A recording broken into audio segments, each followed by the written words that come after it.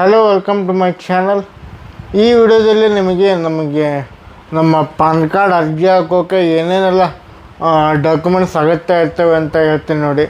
ಮತ್ತು ಸ್ಪೆಷಲಾಗಿ ಇನ್ನೊಂದು ಹೇಳ್ತೀನಿ, ವಿಡಿಯೋ ಫುಲ್ ನೋಡಿ. ವಿಡಿಯೋ ಇಷ್ಟ ಆದರೆ ವಿಡಿಯೋಕ್ಕೊಂದು ಲೈಕ್ ಮಾಡಿ, ಚಾನಲ್ಗೆ ಸಬ್ಸ್ಕ್ರೈಬ್ ಆಗಿ, ಆಮೇಲೆ ಕೆಳಗೊಂದು ಬೆಲ್ಲೈಕನ್ ಕಾಣುತ್ತೆ, ಬೆಲ್ಲೈಕನ್ ಪ್ರೆಸ್ ಮಾಡಿ. ಏಕೆಂದರೆ ನಾವು ಮಾಡೋ ನೆಕ್ಸ್ಟ್ ವಿಡಿಯೋಗಳೆಲ್ಲ ನಿಮಗೆ ನೋಟಿಫಿಕೇಷನಿಗೆ ಬರ್ತವೆ. ಸೊ ಸ್ಟಾರ್ಟ್ ಮಾಡೋಣ. ಈ ವಿಡಿಯೋನ ನಿಮಗೆ ಸ್ಕ್ರೀನ್ ರೆಕಾರ್ಡ್ ಒಟ್ಟಿಗೆ ಹೇಳ್ತೇನೆ. ವಿಡಿಯೋ ಫುಲ್ ನೋಡಿ. ವಿಡಿಯೋ ಇಷ್ಟ ಆದರೆ ವಿಡಿಯೋಕ್ಕೆ ಒಂದು ಲೈಕ್ ಕೊಡಿ, ಚಾನಲ್ಗೆ ಸಬ್ಸ್ಕ್ರೈಬ್ ಆಗಿ. ಈಗ ಸ್ಕ್ರೀನ್ ರೆಕಾರ್ಡ್ ಬಂತ. ಆಮೇಲೆ ಕೆಳಗೊಂದು ಬೆಲ್ಲೈಕನ್ ಕಾಣುತ್ತೆ, ಮಧ್ಯದಲ್ಲೇ ಪ್ರೆಸ್ ಮಾಡಿ. ಯಾಕಂದರೆ ನಾವು ಮಾಡೋ ನೆಕ್ಸ್ಟ್ ವಿಡಿಯೋಗಳೆಲ್ಲ ನಿಮಗೆ ನೋಟಿಫಿಕೇಷನಿಗೆ ಬರ್ತವೆ. ಈಗ ಸ್ಟಾರ್ಟ್ ಮಾಡ್ತೀನಿ ನೋಡಿ. ನಿಮಗೆ ಮೊದಲು ಪಾನ್ ಕಾರ್ಡ್ ಅರ್ಜಿ ಹಾಕೋಕ್ಕೆ ಮೊದಲು ಆಧಾರ್ ಕಾರ್ಡ್ ಬೇಕು ನಿಮ್ಮದು.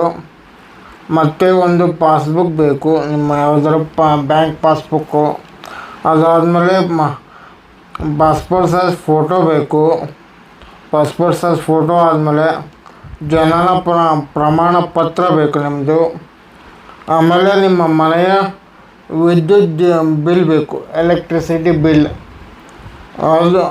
ಇವೆಲ್ಲ ಇದ್ದರೆ ಆನ್ಲೈನ್ ಥ್ರೂ ನೀವು ಪಾನ್ ಕಾರ್ಡ್ಗೆ ಅರ್ಜಿ ಹಾಕ್ಬೋದು. ಅದು ಬಿಟ್ಟರೆ ಇವೆಲ್ಲವನ್ನು ಬಿಟ್ಟು ಇಂಪಾರ್ಟೆಂಟಾಗಿ ಆಧಾರ್ ಕಾರ್ಡ್ ಬಳಸಿ ನಿಮ್ಮ ಆಧಾರ್ ಕಾರ್ಡ್ KYC ಮಾಡಿಸಿ. ಅದ್ರ ಮೂಲಕವೂ ನೀವು ಪಾನ್ ಕಾರ್ಡ್ಗೆ ಅರ್ಜಿ ಹಾಕ್ಬೋದು. ಈಸಿಯೆಸ್ಟ್ ವೇ ಇದು. ನಿಮ್ಮ ಪಾನ್ ಕಾರ್ಡ್ ಬಳಸಿ ಪಾನ್ ಕಾರ್ಡ್ಗೆ KYC ಆಗಿರಬೇಕು. ಪಾನ್ ಕಾರ್ಡ್ KYC ಆಗಿದ್ದರೆ ಅದನ್ನು ಬಳಸಿ ನೀವು ಪಾನ್ ಕಾರ್ಡ್ಗೆ ಈಸಿಯಾಗಿ ಅರ್ಜಿ ಹಾಕ್ಬೋದು. ಈಗ ನೀವೇ ಖುದ್ದಾಗಿ ಅಲ್ಲಿ ಸೇವಾ ಕೇಂದ್ರಕ್ಕೆ ಹೋಗಿ, ಜಿಲ್ಲೆ ಅಥವಾ ತಾಲೂಕಲ್ಲಿ ಸೇವಾ ಕೇಂದ್ರಕ್ಕೆ ಹೋಗಿ ನೀವು ಖುದ್ದಾಗಿ ಹೋಗಿ ಅರ್ಜಿ ಹಾಕಿದರೆ 100 ರೂಪಾಯಿ 150 ರೂಪಾಯಲ್ಲಿ ಮುಗಿಯುತ್ತೆ. ಅದು ಬಿಟ್ಟು ನೀವು ಯಾರು ಮಧ್ಯವರ್ತಿಗಳ ಕೈಯಲ್ಲಿ ಕೊಟ್ಟು ಅವ್ರ ಕಡೆಯಿಂದ ಅಪ್ಲಿಕೇಶನ್ ಹಾಕ್ಸಿದರೆ ಅದು 300-400 ರೂಪಾಯಿ ಹೋಗುತ್ತೆ. ಅದಕ್ಕೆ ನೀವು ಖುದ್ದಾಗಿ ಹೋಗಿ ಹಾಕಿ ಬನ್ನಿ.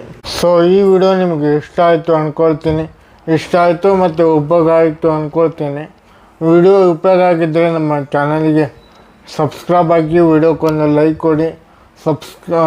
ನೀವು ಸಬ್ಸ್ಕ್ರೈಬ್ ಕ್ಲಿಕ್ ಮಾಡಿದ ಮೇಲೆ ಕೆಳಗೊಂದು ಬೆಲ್ಲೈಕನ್ ಕಾಣುತ್ತೆ, ಬೆಲ್ಲೈಕನ್ ಪ್ರೆಸ್ ಮಾಡಿ ಮರೀದಲ್ಲಿ. ಏಕೆಂದರೆ ನಾವು ಮಾಡೋ ನೆಕ್ಸ್ಟ್ ಯೂಸ್ಫುಲ್ ವಿಡಿಯೋ ನಿಮಗೆ ನೋಟಿಫಿಕೇಷನಿಗೆ ಬರ್ತವೆ.